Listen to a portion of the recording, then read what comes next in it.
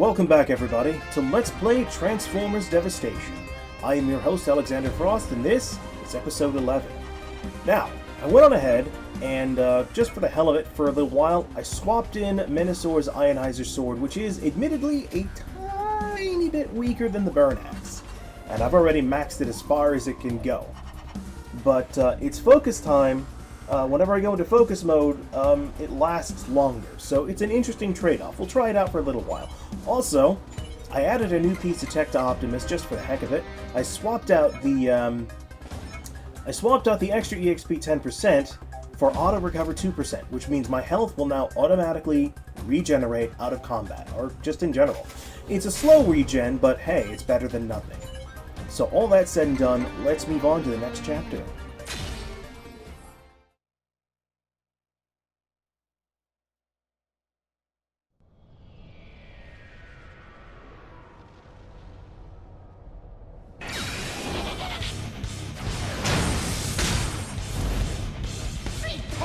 To be lost in space, Autobot!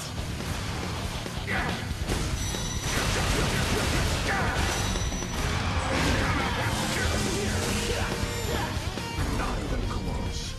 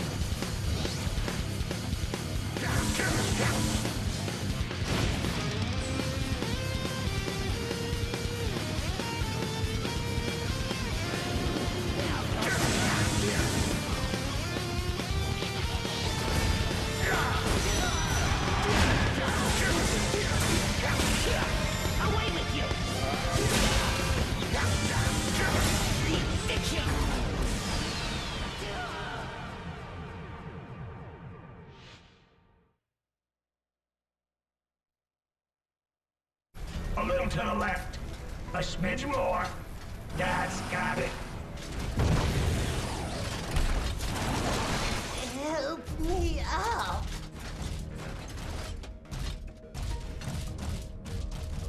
Will you never learn, Megatron? Annihilation of an inhabited planet is not what our ancestors wanted. How little you really know.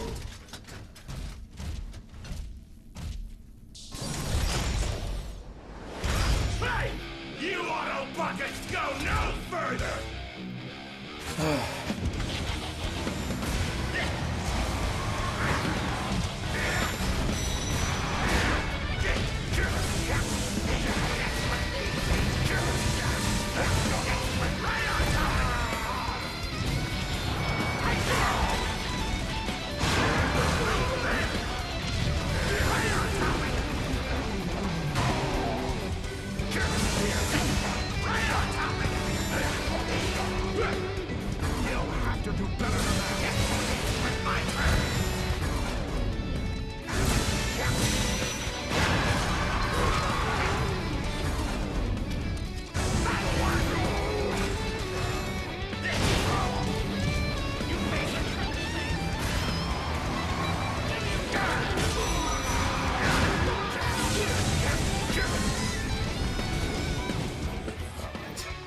I don't want to do this, but I really hate fighting him. Like, a lot.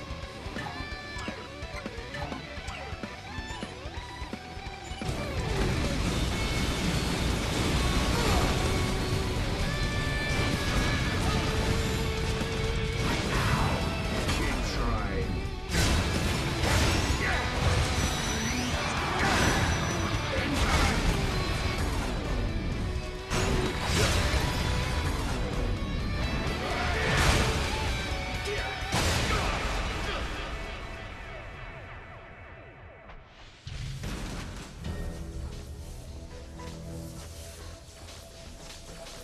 really don't like fighting Blitzwing.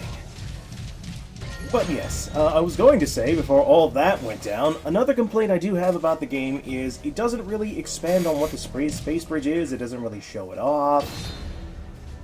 It just kind of assumes that you as a Transformers fan know exactly what it is. So it's a little bit jarring to go from one chapter to another to just suddenly be in space, passing through space to Cybertron. We're on Cybertron right now. We're on Cybertron right now. Nice aim. So yeah, a little jarring, but it is what it is. Oh hey, and there's another little thingadoo to do. That's not the button. Pick it up first, then push the button. Okay, Sentry Bot. These security satellites appear to be the optics and audio sensors of whatever is causing the cyberforming to take place. The signals and direction of these Insecticons are coming from somewhere else, and it would appear these satellites are part of an overall system. So the little yeah, those things. That was English. Alright, before we go any further, I'm gonna take a minute here. Oh, sweet.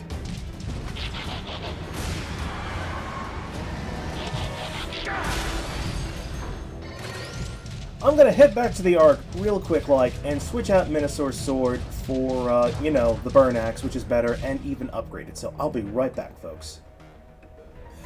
Alright, I am back, and I went on ahead and upgraded Optimus's Fire Axe. It is now more powerful than before. So, huzzah for that. And onwards we go.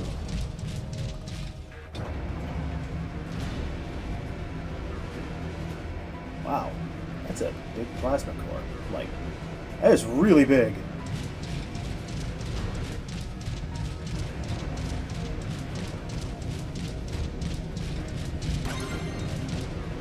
Morph walls?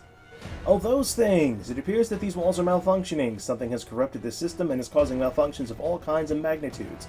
Cause of the malfunction is currently unknown, insufficient data. So those walls that I was trying to jump and dodge roll through, I kept missing.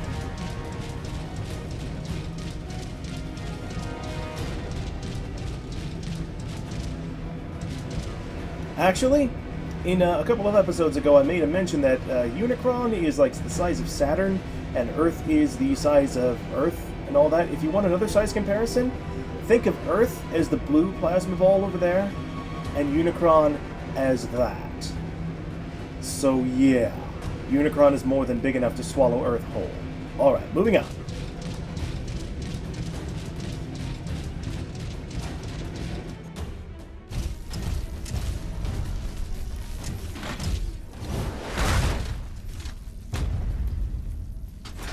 Welcome to Cybertron.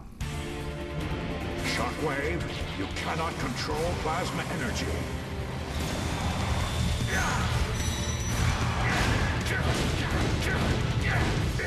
No escape.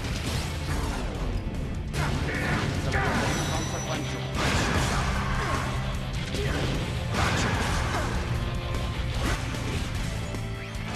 We will control the plasma energy.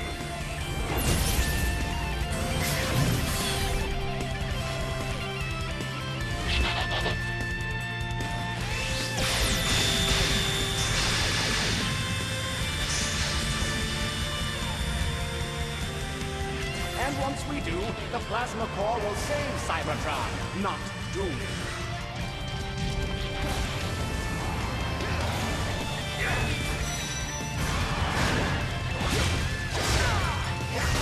I'll watch your scraps rust.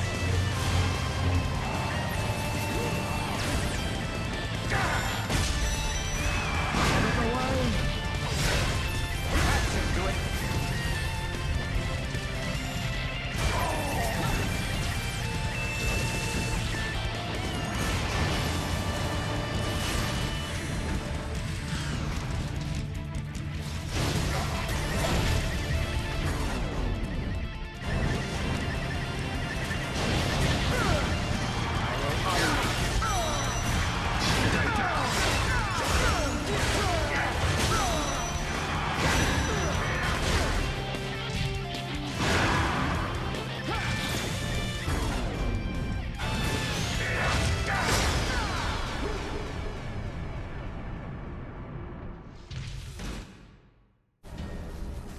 Fail to stop me again, Autobot. Do you bad guys ever realize how insane your plans are?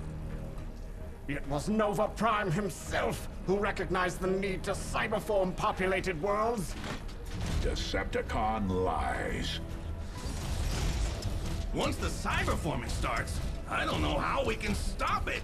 We can't just give up. That thought never occurred to me, Bumblebee. Soundwave, bring the plasma core online. Constructicons, is the Ferrotaxis fully operational? Operational and already doing its work. Excellent. In less than 1 Earth day, there will be no more Earth days.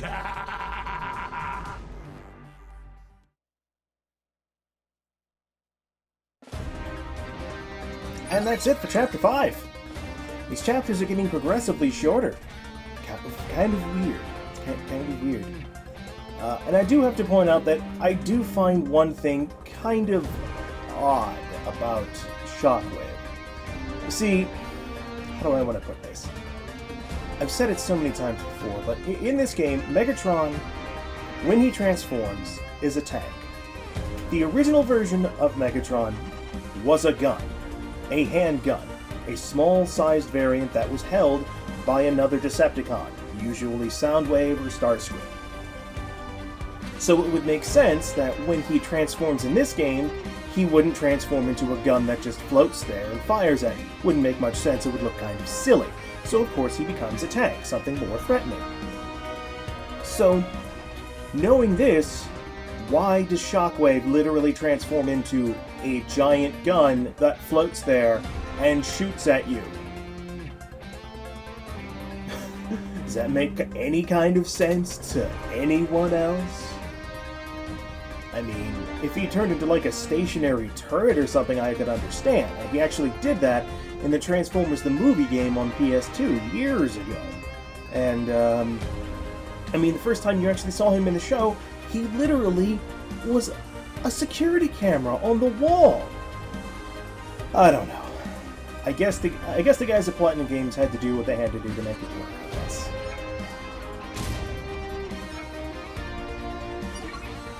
And we get a Shockwave Blaster. Because why not? Okay, well, another short episode, but I'm liking how this is going. I'm feeling like I'm getting a lot of progress done. And I think it's working considering how short these chapters are. I'm thinking it's working considering how short these chapters are. So that will do it for this episode, everyone. Thank you for watching, and I'll see you on the next one.